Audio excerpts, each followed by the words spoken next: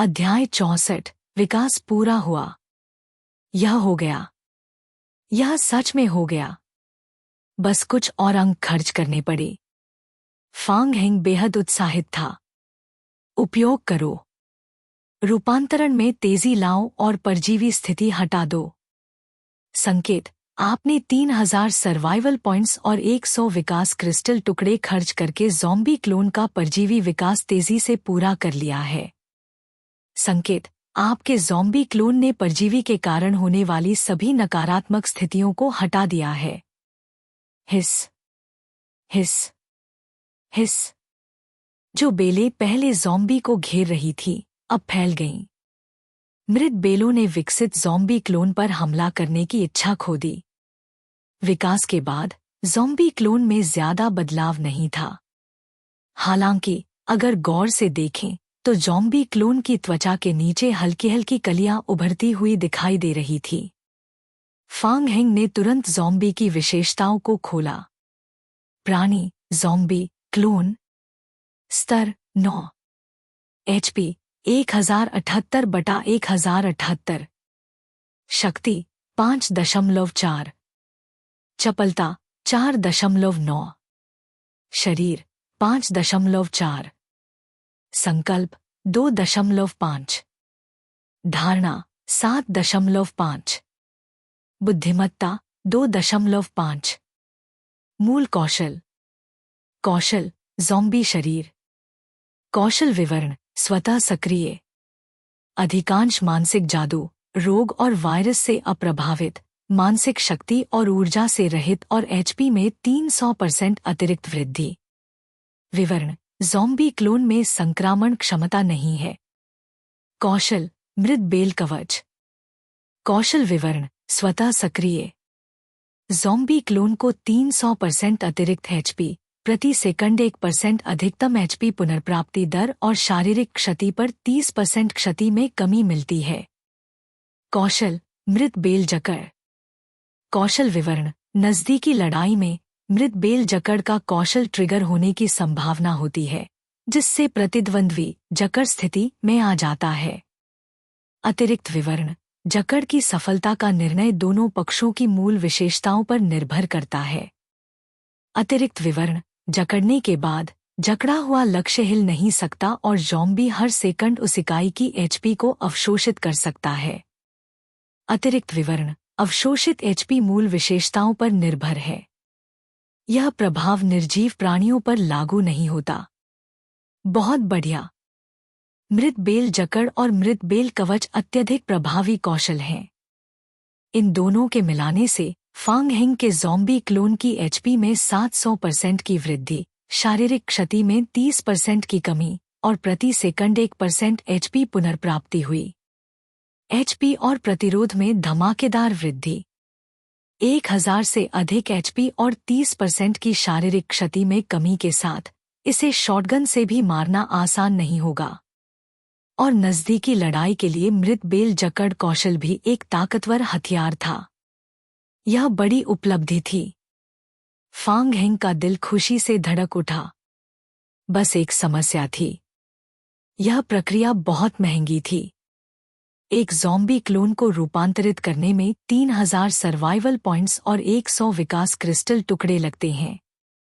फांग हेंग के पास वर्तमान में 45 ज़ॉम्बीज थे, यानी रूपांतरण पूरा करने के लिए कुल 4500 विकास क्रिस्टल टुकड़े और 13500 सर्वाइवल पॉइंट्स चाहिए होंगे। जैसे जैसे उसका स्तर बढ़ेगा, उसे अधिक ज़ॉम्बी क्लोन मिलेंगे और रूपांतरण पूरा करने में अधिक संसाधन लगेंगे। लेकिन यह खर्च सही था। यह एक दीर्घकालिक निवेश था जो पूरी तरह से योग्य था। संयोगवश बाहर इतने ज़ॉम्बीज थे। वह थोड़ा और समय लगाकर अधिक अंक और क्रिस्टल टुकड़े एकत्र कर सकता था। यह सुबह के 3 बजे थे, लेकिन फांग हेंग अत्यधिक उत्साहित था।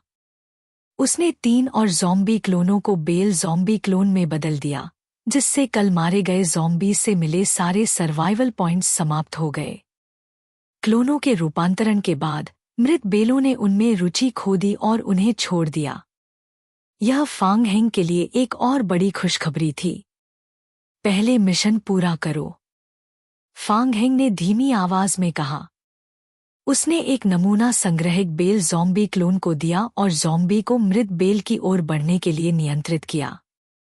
ज़ॉम्बी क्लोन ने धीरे धीरे चलकर बेल के तने पर नमूना संग्रहक को दबाया और लाल बटन दबा दिया। हिस, एक हल्की आवाज सुनाई दी। मृत बेल हिल गई, फिर जल्दी से शांत हो गई।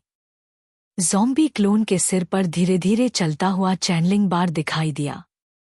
संकेत, आपके ज़ॉम्बी क्लोन ने एक पूर्ण जीवित मृत बेल का नमूना प्राप्त किया है। आधे मिनट बाद ज़ॉम्बी क्लोन ने नमूना संग्रहक को वापस रखा और धीरे धीरे लौट आया। फांग हेंग ने नमूना उठाकर देखा। संकेत, आपने मृत बेल का जीवित नमूना प्राप्त किया है। आइटम, जीवित नमूना संशोधित मृत बेल। विवरण, एक उच्च शोध मूल्य वाला नमूना, संशोधित मृत बेल। प्रलय के दौरान लोग इसमें रुचि लेंगे। आप इसे मिशन आइटम के रूप में सबमिट कर सकते हैं या इसे अन्य खिलाड़ियों या एनपीसीज के साथ व्यापार कर सकते हैं। संकेत, आप इसे मिशन प्रकाशक वेटल को सौंप सकते हैं और साइड मिशन मृत बेल का नमूना प्राप्त करना की वर्तमान पूर्णता दर को 100% तक बढ़ा सकते हैं। विवरण, वर्तमान में यह नमूना केवल एक बार पूर्णता दर पुरस्कार के रूप में गिना जाएगा। यदि आप कई बार नमूना सबमिट करते हैं तो कोई अतिरिक्त पुरस्कार नहीं मिलेगा। फांग हेंग तुरंत मिशन विवरण से समझ गया। वह नमूना संग्रहक का उपयोग करके केवल एक बार इनाम प्राप्त कर सकता था, जो कि साइड मिशन की पूर्णता दर को 100% तक बढ़ा देता। सैद्धांतिक रूप से साइड मिशन 100% से अधिक की पूर्णता दर प्राप्त कर सकता था। अगर उसे यह करना था तो उसे नमूने प्राप्त करने के लिए मॉन्स्टर्स को मारना होगा। पहले वह मरे हुए बेल से संक्रमित शरीर को मार सकता था, लेकिन अब वह इन संशोधित मृत बेलों को मारने का मन नहीं कर पा रहा था। फांग हेंग ने कुछ बेल ज़ॉम्बी क्लोनों को नियंत्रित किया ताकि वे मृत बेल वाले बड़े गमले को प्रयोगशाला के एक कोने में ले जाए। ये मृत बेलें अभी भी उपयोगी थीं। जैसे जैसे उसका स्तर बढ़ेगा, उसे और ज़ॉम्बीज मिलेंगे। उस समय वह अपने ज़ॉम्बी क्लोनों की शक्ति बढ़ाने के लिए इन संशोधित मृत बेलों का उपयोग करेगा। मृत बेलों की फूलपोट को हटाने के बाद प्रयोगशाला के सामने का रास्ता साफ हो गया। फांग हेंग धीरे धीरे आगे बढ़ा। प्रयोगशाला के सबसे गहरे हिस्से में एक बड़ा बॉक्स रखा था। बॉक्स का ढक्कन मोटे कांच का बना था। पहली नज़र में यह एक ताबूत जैसा लग रहा था। ताबूत से कई तार जुड़े थे, जो साइड में लगे मुख्य नियंत्रण कंप्यूटर से जुड़े थे। हालांकि कंप्यूटर की पावर कट चुकी थी और वह वर्तमान में बंद था। फांग हेंग ने कुछ कदम आगे बढ़ाए और तुरंत रुक गया।